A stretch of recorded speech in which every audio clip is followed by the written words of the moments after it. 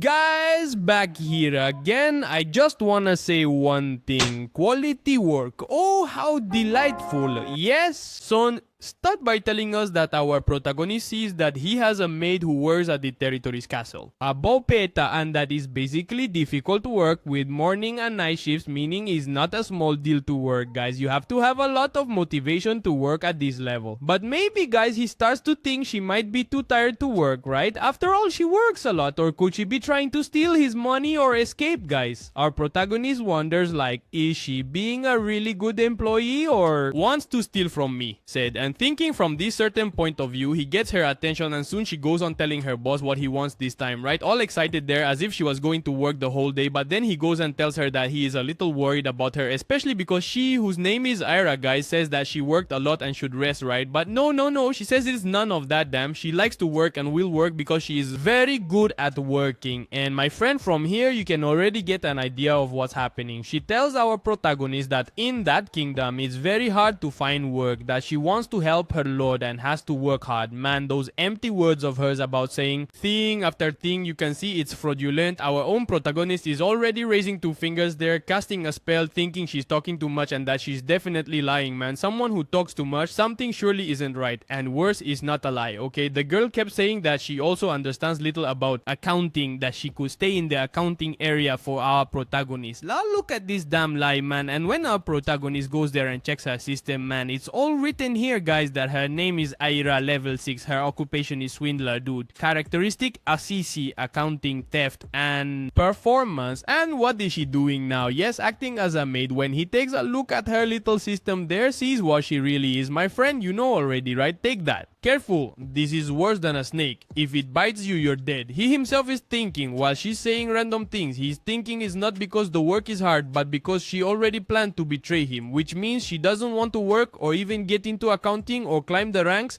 and indeed steal the money he has. But of course, folks, our protagonist today will take advantage of that, my friend. I'm telling you that the story is good. Just listen to what I'm saying. But okay. Let's talk a little about our protagonist's story. How the hell did he end up there? Basically, guys, this is the game our protagonist was playing called Legend of the Heroine. Nice name for a game, right? But this little game, my friend, is a pretty cheeky one that lets you become a warrior and do anything with any girl in this game, since you guys understand me. But one day, guess what, my friends? If this happened to you, your lives have already changed, huh? The guy woke up inside the game, man. He woke up, stood in front of the mirror, wondering how he had become the character in the game. But why did he enter in there and think it was just a dream? But when he pulled on his cheek from the corner there and saw it was hurting, in reality he entered the game. But the problem is he ended up becoming the protagonist of the game, man, which is really a problem because this guy always gets the short end of the stick there. That's because this same Aira, who is your maid, he is going to be deceived by her. I won't even tell you the extent to which he will be deceived by her. Not to mention they will take away the best friend of the protagonist of this game. Literally, they will do whatever they can with her. And also the peasants of your area and region who pay taxes will literally ruin the protagonist's life. No one will pay taxes. They will evade taxes. Guys, don't do this at home, okay? Lulinia is going to catch you there. Stay there. And that's the reason why our protagonist, who in this body is currently called Lucius, is so frustrating to be, even because they just get screwed. But of course, folks, he has the famous most acclaimed status window, and this is the status of our protagonist. Your name is Lucius, level 36, occupation Lord Priest. His statistics, son, what matters most is that he has 89 of strength, many times stronger than a regular person. But still, while he was thinking with his hand on his face, he kept imagining that even though this guy was very strong, the guy who he now became the protagonist, at first he was nervous, but now he felt more worried, right? Especially because how did this dude get outsmarted being so strong? He's so stupid. Really, right? It must be. But first, they have to do something interesting. First, they have to trick the maid who wants to trick our protagonist. We have to come up with a plan to outsmart her, dude. And how are we going to outsmart her, guys? Just wait while I story. Our protagonist responds to her saying that after she was talking about accounting, I don't know what the hell, he was just thinking about something else random. He tells her in response that he will consider the factor of her becoming an accountant there in the kingdom, but asks if by any chance she can go out and call Robin, who is literally his special guard. She goes outside and literally calls Robin, who is his special guard, and tells him he should go inside with talk to our protagonist. Once inside, Robin is already greeting our protagonist. Greeting sounds awkward, right? And the protagonist starts asking what happened with the investigation about Aira, which he asked our protagonist, and of course he will report everything about it, right? And man, after a while, Robin started telling everything about what he noticed about Aira. You know, everything just roughly for him to get it. And after a good while, without us even knowing what exactly he told him, because there's nothing written here, our protagonist takes a moment to think with tea in hand, also thanking Robin, right? Because he did a great job.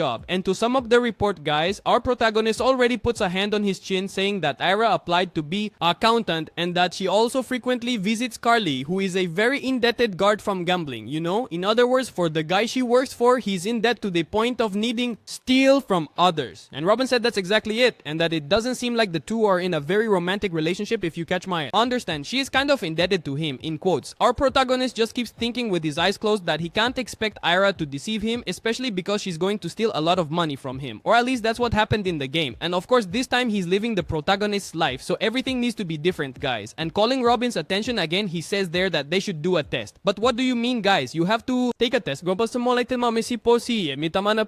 he needs to check if what he's really thinking is true. And with that said, they already left the room of our protagonist, or the whatever room he was in, but anyway. He goes to Aira and gets her attention, and she asks, "Sir, what do you want with me? I'm working here cleaning the floor. I'm not going to what steal. This one is more dangerous, huh?" And it was Robin calling her saying she should help him. She said, "Alright, I guess I'll go there." Help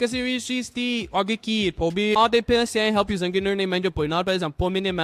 and then he already takes her downstairs to another place, and he goes on saying that they have to go into the warehouse to fix some things. And dude, as soon as she goes with him into the warehouse, she already gets all nosy, okay? Got it, saying there's a padlock, and the password for the padlock is very easy to open. Look at the level of this girl. And he's casually doing the code, right? Robin telling her that she should wait because he has to make the combination and doesn't remember which one it is. But she saw the combination, guys. Not to mention that when he was getting all careless there, he tells her she should take the other side of the table to another corner and be careful not to scratch it. But she wasn't even concerned about what Robin was saying, man. That's because she just took a look at the top of the table that was there and saw a lot of valuable things. The girl was almost beside herself, right? Especially because, man, this stuff is worth money. Her desire to work was strong, but the desire to earn money more easily was stronger. She even thought that it wouldn't be necessary to join as the kingdom's accountant, since she could take valuable things from inside, right? And having said that, of course she was gonna do what she was thinking, folks. After she didn't wait for me to arrive at night,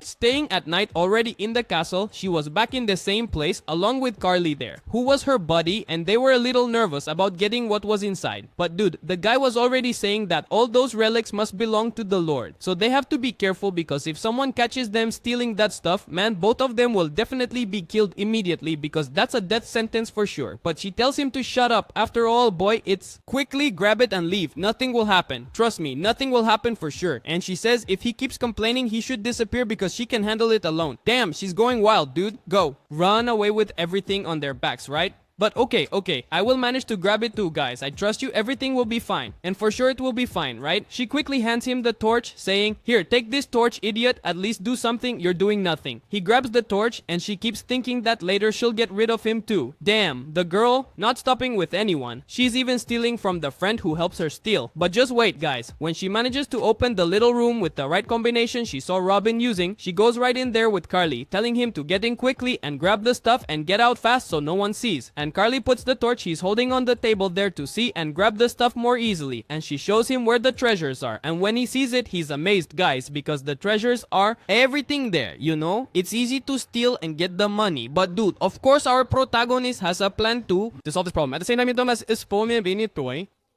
the little stick he uses to hit people? It was dragging on the ground. My guy, he grabbed it. The same toy say threw it to the side, and the guy, no, all of this, I don't know what. These trees look at the smack on the mouth he's going to take. Bam, right in the guy's mouth. He didn't even see it coming. Dude, the thing hit the extra's face so hard, the guy flew way over there into the box, folks. You gotta be crazy. No mercy here at all. And clearly the guy was already dead, right, folks? Because seriously, the smack he took on the face even crushed his head. And when Aira saw that, man, she was in shock. Our protagonist was already in front of her, guys, with a frightening look, wanting to hit her in the forehead too, you know, ready to get revenge on her because she stole from him, or at least tried, hasn't stolen yet. But man, then the girl starts making up an excuse saying, "Oh no, it's not what you're thinking. For sure it's the guy who set me up to steal there. But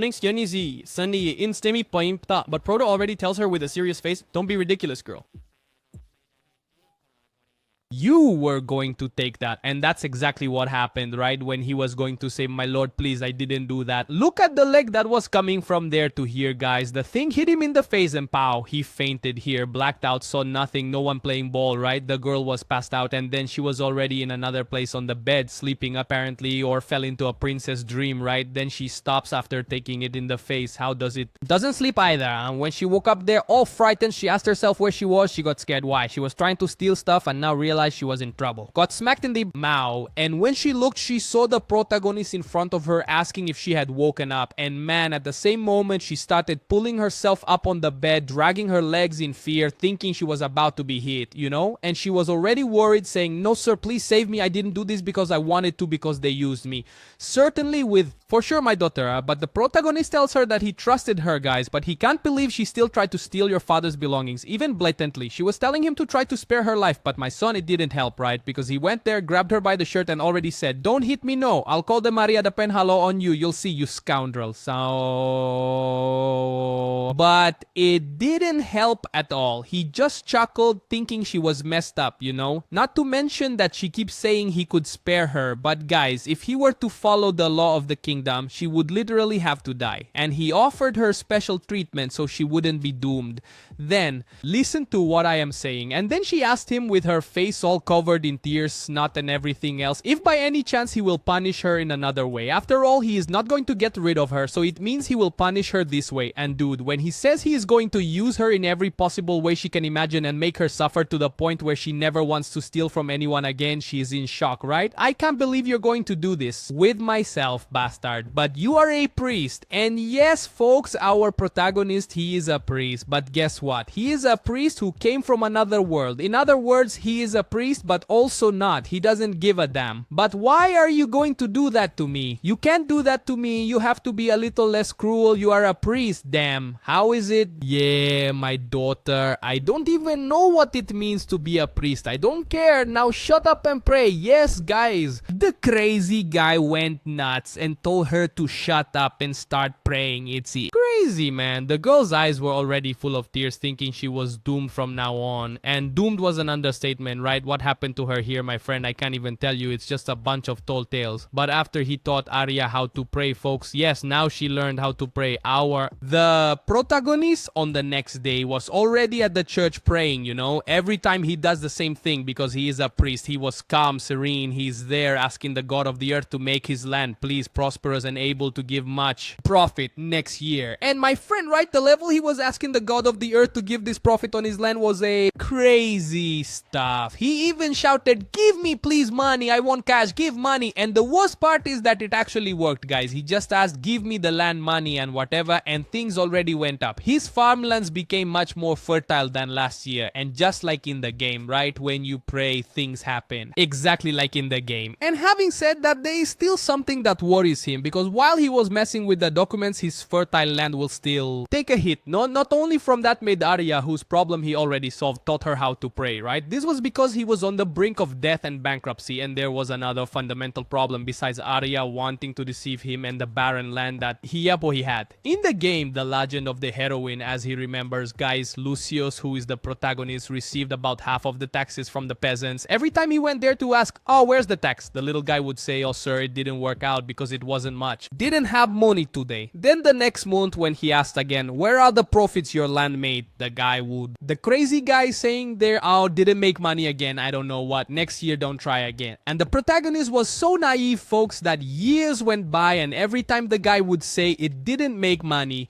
and the guy's pocket just kept filling up, you know? And he didn't pay taxes, evading them completely. The peasants didn't pay anything properly, and our protagonist managed to go bankrupt like that, even though he talked about the land being fertile. On top of that, he got screwed because nobody paid anything. And it kept getting worse. He only received 10% of the tax, and he could go bankrupt very soon. But since the prota was very foolish in the crap game, the guy just kept saying, no, don't worry, you don't need to pay, man. And so the guys filled their pockets and he just got screwed. And on top of that, everyone there started mocking him. The other peasants started saying, oh, that idiot guy there, look, he's really dumb, doesn't collect taxes. Look, oh, if he screws up, he'll lose money, he'll end up poor. And having said that, this is the kind of thing that makes our protagonist the angriest. He really felt like smashing those guys' heads right then. right now. And my friend, that's exactly what he's going to do. Especially since he gets up from his desk thinking, I'm going to kill them one by one. I don't even care. Oh no, second, it's easy. While he looked out the window, they thought he must have some plan to solve this problem. But what should he do, guys? And said that a light went on in his head because at that exact moment, someone arrived there. And guess who it was that showed up? Yes, the guy over there who literally evaded taxes every single time. But it wasn't just him, it was several peasants too. But mainly this guy here, this guy who showed up there. Our protagonist realizes that the cart must be full of food and that it's probably the stuff he was supposed to bring for the kingdom and also the taxes he was supposed to pay this year. And man, he goes there and take the opportunity and grab your famous combat weapon, the one that killed that extra Carlo over there who got it right in the head, you know? It's also going to hit the head of that wretched peasant who doesn't pay taxes, keeps evading taxes, miserable one. He's going to come down and have a conversation with everyone, folks, but hold on, it's just a dialogue. There won't be any fighting, you can trust that. And with that said, he was already down there, right, confronting the peasant with even a gold chain, saying that there's a fool coming over there, that I'm someone who doesn't even notice. And then he starts bowing to his majesty saying, my lord, how have you been? I've got a gold chain and a gold tooth, but I don't have any money, I'm broke. Then our protagonist arrives all cheerful saying, well, you must be doing well because you look fine and all that. And having said that, the protagonist realized that, man, obviously this guy was evading taxes. Look at this guy's belly. The guy was a bit chubby, you know, with a gold chain and a gold tooth. Not to mention, dude, the biggest proof is that the guy had 3 slaves. And on top of that, the miserable guy has the audacity to evade taxes claiming there was no profit. Look at the level of this guy, man. And our protagonist takes the chance to open the window of the statues while our chubby peasant there with the gold chain and all that kept saying also, this year was infertile and I couldn't make money. No, can you wait until next year so I can you wait until next year for me to pay you? And having said that, the protagonist could see his system and it said there that your name is Gilf level 10. His job is a farmer, his characteristic is wealth, but the problem is it's fraudulent, obesity, familiar with tax evasion of taxes, maximizing his own gains and simply not caring about the rest. Yeah. Having said that, our protagonist just listened to the damn chubby guy talk, man. He kept saying that he would work harder next year and would be able to pay the protagonist. Dude, the protagonist was just with his combat weapon behind his back, said nothing. And having said that, crazy, the protagonist started to chuckle. You know, that kind of weak, silly chuckle that even made the chubby guy wonder, why is he laughing for nothing? Just because I have a gold tooth and a gold chain doesn't mean I have money. You know, but still, the protagonist said calmly that they should go to his land now. And by the way, the land the peasant is on belongs to our protagonist. He just lent it. And when the chubby guy hears the protagonist saying they're going to his land, man, the chubby guy immediately starts thinking, whoa, what do you mean you want to go to my land? My land's not clean. It needs to clean it first. And the guy already starts making up a bunch of excuses, guys, asking what the problem was with the man, why he wants to go to his land. It's dirty, it needs cleaning, whatever. But the protagonist simply doesn't care what the chubby guy is saying and simply to tell Robino to bring the horses now, as they will go directly to the chubby guy's place to see how it is. Hey man, just when he was about to tell the guy not to go there, the protagonist grabs his combat weapon and puts it in the chubby guy's face as saying, oh, shut up, you wretch, shut up, And then they're looking seriously at his face and simply says again, oh, I said we are going to your land now. In other words, shut up and let's go. And my friend, well, there was no other way, right? Then they went straight to the land of our chubby guy where his little house was, all the cute little field there, horse, apparently nothing out of the ordinary. Not to mention the chubby guy there is already pointing to his land saying that there, oh, I'm not lying. There's nothing here, sir. Not a single cent here of money, man. But dude, it was obviously clear that he was lying because the system itself was telling the protagonist that he lied once again, meaning another accumulation. But fine, our protagonist says that it's okay if they discuss the land there. What he wants to know about is the house of the chubby guy, folks. He already tells the chubby guy to open the door now as he's taking it there. Right away, the dude says, no, don't go there, protagonist, don't go. Protagonist, don't go. You're going to find the wrong things I was doing in there. And clearly, he was lying again as there was nothing inside and another one got accumulated. But the protagonist didn't care. The system was telling him he was accumulating lies and he went wild, didn't open the door, swung the combat weapon right at the door, you know, broke everything. Guys, he smashed the wood in the middle of the door, kicking it aside. And when he went inside, obviously our protagonist, who actually realizes that the crazy guy has 3 daughters in there. Actually, I got the count wrong, right? In reality, there are only 2 daughters, not 3. One is a woman and the other is a son and all that. And he also has some slaves there, right? There were 3 slaves who were just working. And man, for a guy who says that the land is fertile, infertile, right? That he claims it's not profitable to have all these slaves. The guy is lying or he's evading taxes. And right away, the chubby guy realizes the mistake he made, man, and starts saying, cool, sir, no, it's not a lie. My God, I don't have money. There's no way I can pay the taxes I owe you. But the system kept saying he accumulated 1 more. Lies. The scoundrel kept lying just the same. And the protagonist was chill, saying, no. If you are really saying that you have nothing to do with this, then you should apologize if there is nothing wrong, right? After all, why would you apologize if you did nothing wrong? Oh no, but the chubby guy calmly says to the guys, it's just because I'm not hiding anything from you, and for that reason I'm apologizing. My friend, at that moment, the guy accumulated 4 more of lies. The system just keeps scheduling and the protagonist realizes that the death of lies keeps increasing. And it's not even necessary to rely on the system, right folks? You can see on the guy's face that he was lying. But alright, the other problem was already there because the protagonist noticed in that guy's house there was a hidden passage in the floor. Was it that hidden? It was just locked. And when the protagonist goes inside, he doesn't even open the lock. The guy goes crazy with his combat weapon, smashing, breaking everything there, and screw it, I crapped myself. And right away he starts going down there because he wanted to see what was down there. He was sure there was something wrong, and the chubby guy kept shouting,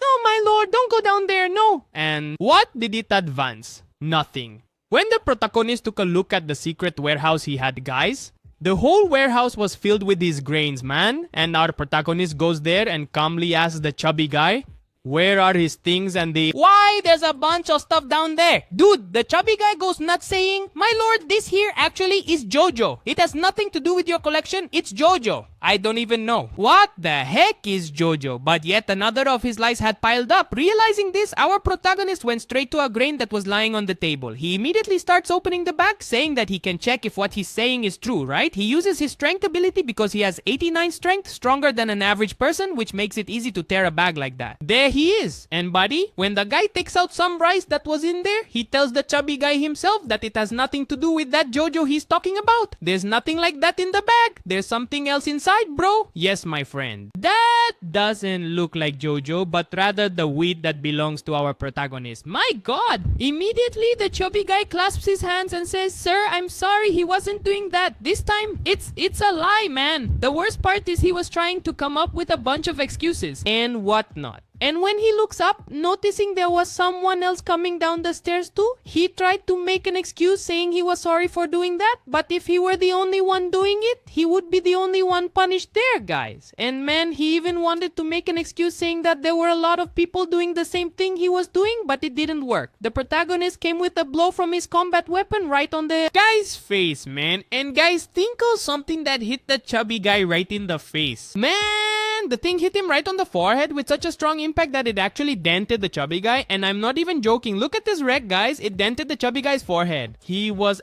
out instantly. His gold chain gone, left on the ground to gather ants. The guy immediately stopped moving, already sprawled on the floor. Ketchup spilled beside him. His wife and daughter. Oh my God, help! They killed my husband at home. But that wasn't the problem, guys. It's because our protagonist was so mad at this guy who said he needs to silence several people to be able to replenish the denied taxes. And also, while pointing his combat weapon at his wife and daughter, he said that he should kill them both as family members are accomplices of what just happened. They were already saying, no sir, do not kill me for the love of my God. And the protagonist, man, he was really going to go crazy and was about to strike both of them on the head with an axe, but Robin ends up raising his hand and says, here, my lord, calm down there, calm down, man, don't do that. You're gonna hit them on the head and it's kind of hard to do, man. Alright.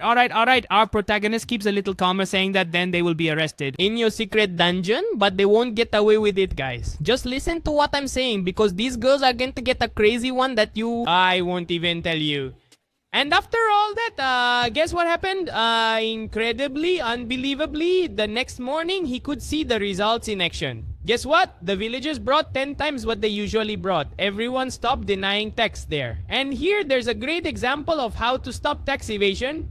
needs. Just act crazy like he did here, and that's it. And probably if they continue like this, our protagonist will recover all the finances within 6 months. In the midst of that, completely out of it, Sierra's sister shows up telling one of his employees that she ended up arriving at the castle there, and our protagonist also remembers that now that he solved the urgent problem over there, the issue with the peasants, he has to resolve matters concerning his childhood friend as well. Yes guys, in that game he has a childhood friend named Sierra who literally suffers from certain issues of from colleagues hitting on her. And when she gets into his office, she already says she received the letter he sent her. But it's good to see you too. And when he takes a look at her status, he realizes that her status is better than she had thought. Because in the game, it's one thing. There, my friend, besides her being all cute, beautiful, wonderful, her status says she goes by the name Ciel. Obviously, right? Level 10, job as a nun, affection he has for her is 78. Her stats are 5 in strength, 10 in agility, 24 in intelligence, 10 in luck. Traits, accountant, carpentry, and innocent. I don't know if innocent is a characteristic, but okay. And having said that, our protagonist started making a whole scene, began crying, saying, this is Ciel, I saw that the gentleman over there was trying to flirt with you. It breaks my heart. Yes, singing the hear that and this whole scene he put on made Ciel start crying too on the other hand, right guys? Saying there that she didn't know he cared so much about her to the point of even crying and starting to comment about it. But he told her that everything was fine because the guy who was flirting with her, the peasant mister, the other side, he will solve her problem. With the authority of a priest that he has, he can resolve it. And with his mouth open, he kept saying that she worked there a lot of from now on, and that she can stay calm and that he thanks her in every possible way. And getting up, he also says, guys, that there is a condition for him to be able to save her. He gets closer and closer to her while she asks, what is it, my lord? Why do you want to save me and now you're asking a condition too? He quickly, gently grabbed the hand there, right? While looking with a sweet expression. Please, call me Lucius when it's just the two of us in this room. After all, we are friends from childhood in Landas just from the crazy guy saying that, folks, that her affection for him went from 78 to 82. Damn, starting to do this, huh? I think it's going to work, and she thanked him with another response. He was crying, all acting there. But guys, of course, he had plans to do whatever with her in the future. Just listen to me what I'm saying. But hold on, that was the least of the problems. He listened to Ciel's point of view, and she told him he should save all those peasants he captured and imprisoned, and also Ira. She begged him to do that for them. And with that said, our protagonist took the little nutcase there to buy the 2 daughters of the guy, Chubby, who's already resting in heaven or hell. I have no idea where the guy is. I am as mates. He was gonna buy them as slaves, to tell the truth. And with Ciel's request, guys, he decided to spare from her the 2 daughters of the peasant. And as he said, sparing was to sell them, right? He wouldn't literally spare them by setting the girls free on the street and causing chaos. But man, Mrs. Nida, while he was walking with the guy who was going to buy the 2 girls to use as slaves, someone suddenly reached into the cell giving a fright to the protagonist, which was obviously, guess what? Ira, who was already looking like a Kopata PC, even making her mouth water there. Like, oh my God in heaven, how disgusting. And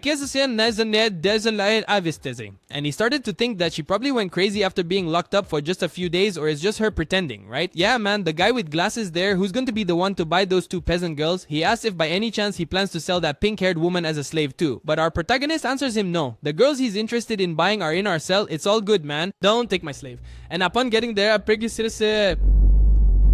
our protagonist quickly shows him the girls he will be able to buy and stay with them peacefully there, right? And immediately the guy already says he will buy. But, dude, he says there's a condition to buy them because he asks our protagonist if he can make them stay silenced. And you know what I mean by silenced, right? They already looked with a face like, my God, he's going to cut my tongue out. And wham, you just see the blood spurting and that's it, dude. The guy went crazy and cut both tongues out because he wanted them to shut up and just stay quiet like damn, man, this is really crazy, man. But anyway, our protagonist didn't care if something would happen to them. He already wanted to go wild and send them to heaven too, together with the chubby guy there. But he was thinking about Era. Did she really go crazy, guys? Especially since she was there paralyzed and even got a little scared. That's because when she looks at our protagonist, she acts crazy, starts pretending like she's a PC patrol officer and stares at him. He thinks she must have gone crazy from being there for a few days. But dude, you want to see her stop being crazy now? Just check this out. You know the little guy with glasses who went and cut the tongues of the 2 girls? There? Yes? He gets the protagonist's attention, he asks what he wants, and look at the creepy face of the guy with the glasses. Dude, asking if the protagonist doesn't want to sell the girl with pink hair too. Aira over there. And dude, the same moment he asks the prota if he wants to sell Aira, where is Aira, guys? The prota looks to the side, and where is she? Came. She's not even by the fence anymore, you know? She slipped away to the corner. The girl was already in the corner, all curled up thinking, no, I am good. I am from the good. I'm not crazy. I'm not crazy. Gadutisa guys and become an imitate. NK. There you go. Easy to remove someone's inhumanity. My friend, right? We discovered the recipe to remove someone's psychopathy. Damn, man. The protagonist's face there. That the seer was the best, man. Even better is that dude from Okrim who was already by the fence there asking if he can really buy the one with red hair. Especially since she is worth a much higher amount. And he's really eager to buy the one with pink hair. But the protagonist answered, no, I'm going to use her anyway. Come on, relax. He's not going to buy? No, don't cut her tongue. And very calmly, the guy from Okrim goes away saying, no. Okay, it's all good. When you want to sell, you sell to me. But then I'll pay a much higher price for her. And so he closes the door. And after the guy from Okrim leaves, guess what, folks? Aira gets me the crazy again. Going up to the cell, throwing his hand there, and the protagonist is like, what? This girl is really going crazy, isn't she? Said he would sell, she acts normal, said he would stay there, acts like a psychopath. I'm not understanding this here. And she's already trying to grab the protagonist's neck while he's saying that she's being too obvious. Obviously, she's pretending to be crazy, but then the protagonist started to chuckle at her. Guys, because this is just the beginning. That's because he looked at her seriously, saying that he will give her enough special treatment to reflect on her life. And at that moment, she was like, yay, I want special treatment. Me. I didn't understand this. This girl is not right in the head. But the protagonist, to make her a little more afraid of him, he just grabbed the fence and bent something about 3 centimeters inwards, which immediately shocked her, you know? The girl's fear was already hitting her heart. And he told her while watching, and she was afraid that in 3 days he would punish her in the most special way possible. And Mal, he even says that he will treat her extremely insanely from then on. So wait, Aira, from now on, be fully prepared to the point where you truly lose your sanity and can't pretend that nothing is happening. Damn, right? The protagonist wants to cut the girl's hair off, you know. And as he had told us, yes, 3 days after all that, in front of the Peta Castle gate, guess what? Who was standing there with the sign saying thief right in front of everyone, guys? Yes, Aira, dude, who was pretending to psychopath until yesterday. Everyone around was shouting that she was a shameless thief when she got even more worried. Except she thought that our protagonist wanted her to have an insane punishment, but it was just being marked with a sign saying thief on her. What nonsense. She doesn't care. And all happy, man. The girl thought she had it in the bag, especially because our protagonist is a total loser and he had no intention of acting like crazy at her. And it was even worth it, guys, her playing the psycho and being afraid of him. She's going to destroy his image with rumors about his life. But man, at the moment she gets even more scared. That's because our protagonist already raises his hand shouting to everyone, begin the execution, and also telling everyone there, folks, here is the woman who committed a crime, and that you all must punish her so she regrets what happened. And my fellow, when our protagonist tells the entire community that she is a thief and that if she endures some insult and ends up stained after that, she still won't stop, then she needs to be punished. And she still thought that it was in the bag, that she wouldn't be punished to the point of being, I don't know, executed. Man, she was so cool. When the protagonist says they can take her now and remove all the yo-yo clothes, he said, what do you mean, my friend? Are you going crazy? And at the same time, the guards start tearing her clothes from side to side. She says, no, stop ripping my clothes. You're crazy. After this, the poor girl is going to be quite stained, right? Trust me, she's screwed. That's because everyone in the village went after her and would literally tarnish her image. But in a way that, guys, you're not even bad. The protagonist kept saying that if she withstands the punishment, she will start a new beginning. Literally, she will be purified and forgiven for her crimes. But my friend, punishment at this level is something that won't purify her at all. No way. But wait, folks. We have to tell you why everyone in the village was eager to beat her up. It's because 3 days ago, there's something that our protagonist... Yes, with the announcement right in front of the village, folks, that they kept wondering what was going on and why that announcement was there, right? Well, everyone would put their hand on their chin and think, I don't know. I think that means we can't touch her, especially because she's committing unjust crimes against others. So, estos culistos, people. Everyone was thinking there that she should be cleansed of her sins, you know. And also to make the situation worse, he treated Aira over the last 3 days like she was a princess, guys. That's because he wanted her to see the sky, then see hell, you know. The guy literally sent messages to everyone in the region, especially those guys who like 15-year-old girls. Worse, those guys were really there, okay? Not to mention the other nerds in the region who were also eager to put their hands on her too, right guys? When they saw this opportunity, they said, hey boy, Sainiko, it's the best kind of punishment in my opinion. And the protagonist, right guys? The guy literally showed her heaven and then showed her hell. Heh, just kidding. And it's what she deserves most. After trying to take away her parents' belongings, she truly deserves what she did now. And also for saying that she took several parts of the protagonist in the little game. He's punishing her for that. And the people threw Aira on the ground and she screamed saying, no, stop please, may spare me, I don't want to die for please. But the protagonist, after looking at her current situation, even thought a little and observed that, well, she has to stay a little bit, but they suffered just a tiny bit more. And when I say just a little bit more, man, it's at a wild level because she freaks out and starts elbowing the guys who were hitting her. And my son, who came back with a wild slap from left to right on her head, my friend, right? The girl just got hit by slaps on the face, like bam, got it there and straight. And can't even tell you guys, after that slap, she got in their face, she got punched in the stomach, punched who knows where, buddy. The girl jumped to a level you can't even imagine. Literally an absurd indeed. But yeah, as the philosopher said, guys, deserved this support, but then the main character whistles for everyone to stop. Calm down, guys, you're going too far. Stop. Everyone immediately froze there, and he kept telling everyone that if she falls, she has to start from the beginning, and the world has to stop moving. What do you mean? I don't get it. I thought it was just grabbing and mistreating her. This means Aira was literally fine that day, and that she would be punished again the next day, and that night in Aira's room she was crying, trying to beg for her life, because she knew she would be punished again the next day. Because while she's moving, she'll get hit in the face. Dude, do you understand the situation? Her fear was because she literally couldn't counterattack anyone, meaning she just had to shut up and stay quiet. She'll get slapped in the face, punched in the... Shut up and stay quiet. Oh, and a detail. Our protagonist also notices through the system that the change in Aira's characteristics worked. After all, she became mentally dependent and obedient, folks.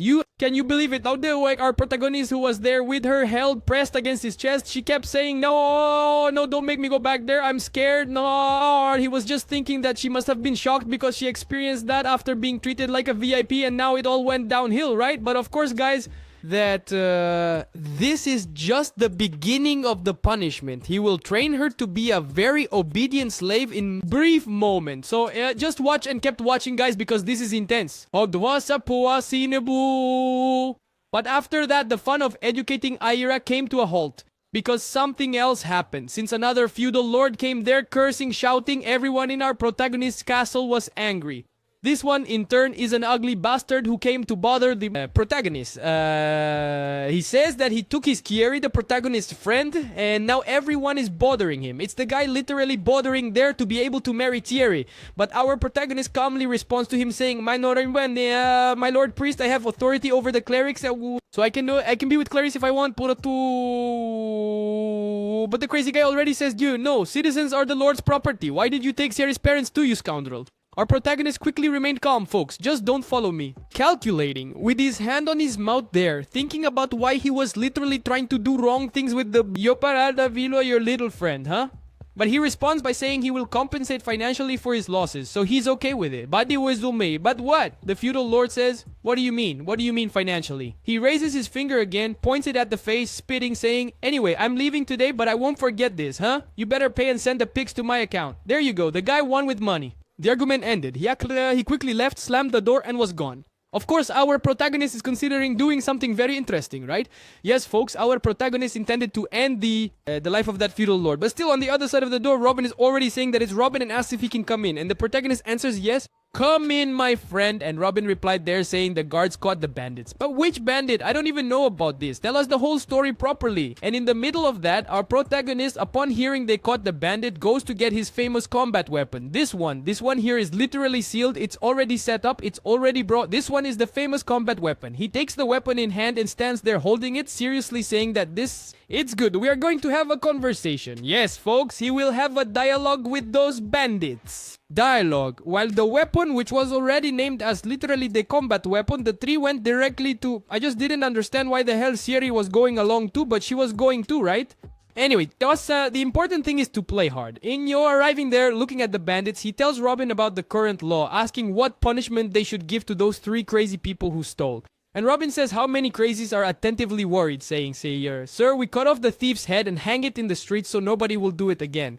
That way, no one steals, right? Yeah, but when the crazy ones hear that they will literally lose their heads and be hung in the street, the protagonist taking his combat weapon saying that it means they are sentenced to death if it's not true. The little crazy one already begging said, no mercy for my life. In the middle of that, Siri, who had gone along with the three there, had to disrupt our fun, right? The wretched woman saying, no sir, what did he say? Wait, what do you mean, no? She was all tense there and he caught her attention asking, what do you mean, no? And she said, the doctrine of my religion centered on, sorry. She didn't even know what to say. She was all stammered, but then she became anxious, asking whether they shouldn't give those three shameless delinquents another chance. Bro, what the hell? Give those guys another chance? Our protagonist was like, what? He just thought that the farmer's daughter's Ira, and now she's also saying to be able to spare the lives of the thieves? For heaven's sake, man, she asked to spare Ira, spare the peasant who killed the chubby guy who was stealing his taxes, and these guys too? But guys, with such a cute woman here, literally staring into the wind, all clueless, do you think you wouldn't accept what she's saying? What should he do with what she's saying?